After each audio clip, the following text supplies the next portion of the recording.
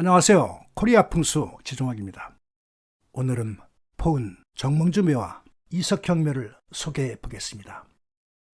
용인 모현면 능안리에는 정몽주 선생 묘가 있습니다. 정몽주는 이방원의 부하가 휘두른 철퇴에 맞아 선주교에서 죽습니다. 당시 선주교 밑에 버려진 시신을 스님들이 수습해 개성인근의 개풍군에 안장합니다. 그리고 15년이 지난 후 고향인 영천으로 이장을 하는데 다음과 같은 전설이 전해집니다. 포은 선생을 모신 상여가 용인 땅을 지날 때 갑자기 바람이 불어 들고 있던 명정이 날아갑니다. 그리하여 운구를 멈추고 명정을 찾기 위해 따라가는데 한참을 날아간 명정이 어느 야산의 언덕에 떨어지는 겁니다. 괴이하게 여긴 사람들이 이곳의 선세를 살펴보니 영천의 땅보다 훨씬 좋은 명당입니다. 그리하여 이것은 망자의 뜻이라 생각해 이곳에 묘를 쓰기로 하고 땅을 파보니 명당에나 나오는 오색토였습니다. 가족과 직원 등은 기막힌 명당터를 선생께서 스스로 골랐다고 감탄하면서 날이 저물었으니 다음날 아침에 하관을 하기로 합니다. 이때 묘지 조성하는 광경을 유심히 지켜보고 있던 사람이 있었으니 포은 선생의 증손녀입니다. 그녀는 이석형에게 시집간 처지였으나 이곳의 묘토가 탐이 났던 겁니다. 그리하여 남몰래 밤새도록 물을 갖다 붓습니다.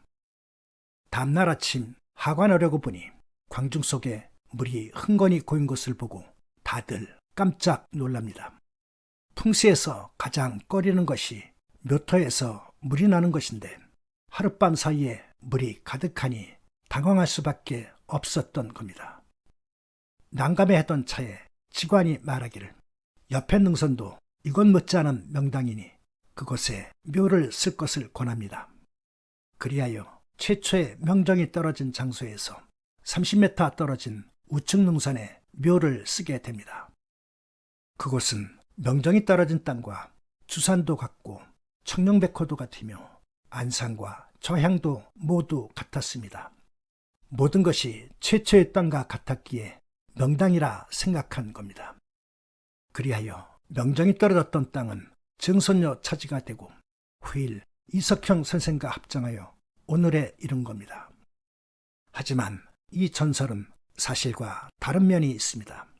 연한희 씨 족보를 보면 포은 선생 묘를 이장할 당시에 증손녀는 태어나지도 않았다고 합니다.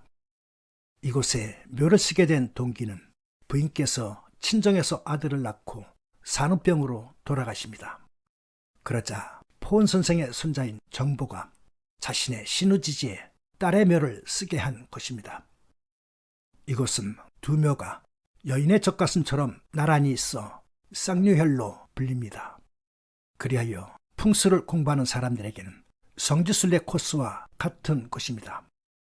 풍수를 모르는 일반인들도 자녀를 데리고 소풍을 오는데 명당으로 소문이 자자한 곳이기 때문에 좋은 기운을 받기 위해 온다고 합니다.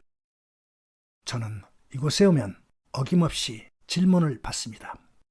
두 묘의 차이가 무엇이며 어디가 더 좋은 것입니까? 고수에서 말하기를 명당은 털끝만한 차이로도 좋고 나쁨이 갈린다고 했습니다. 두 묘는 능선으로 이어진 산줄기 끝에 자리하고 있습니다. 산줄기를 용맥이라 하는데 인체에 비유하면 혈관과 같은 겁니다. 혈관이 좋아야 혈액순환이 순조로워 건강하듯이 용맥의 상태가 좋아야 산천전기를 제대로 받을 수 있어 명당이 됩니다. 자세히 보면 포은 선생 묘까지 오는 산줄기는 약 100m가 곧고 길게 이루어졌습니다. 풍수에서는 산줄기 능선이 용처럼 크게 꿈틀거려야 좋게 평가합니다.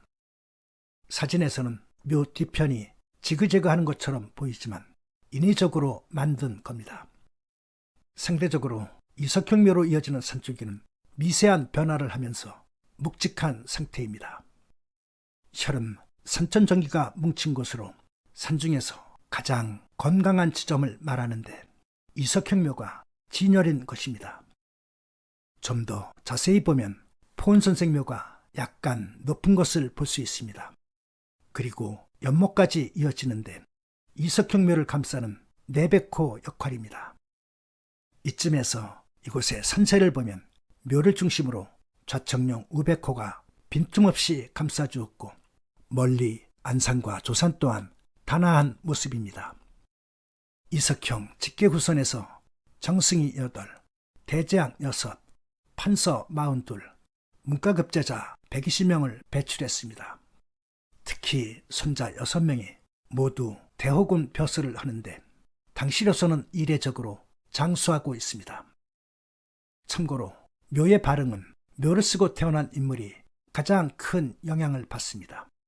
묘가 좋으면 좋은 영향을 받고 묘가 나쁘면 나쁜 영향을 받게 되니 이를 동기가뭉이라 합니다. 그리고 고선 때에는 대제학 월사 이정구와 이기둥을 배출하면서 연안의 시 최고의 황금기를 맞이합니다. 묘 하나의 후손 중에서 이토록 많은 인물이 배출되기는 드문 일로서 명당의 소흥을 말해주는 대표적인 사례입니다. 이러니 누가 명당의 응엄을 부정할 수 있겠습니까? 그런 관계로 예로부터 명당을 찾기 위해 각고의 노력을 기울였던 겁니다. 이곳 묘역을 가면 이석형 선생 묘 앞에 가만히 앉아 있으면 됩니다. 이곳은 신비한 에너지가 나오는 파워스팟이니 모든 만물을 이롭게 할 뿐 아니라 아픈 몸도 치유할 수 있습니다. 번잡한 도심을 벗어나 양지 바르고 공기 맑은 곳에서의 고요한 힐링이니 몸도 마음도 건강해지는 곳입니다. 감사합니다.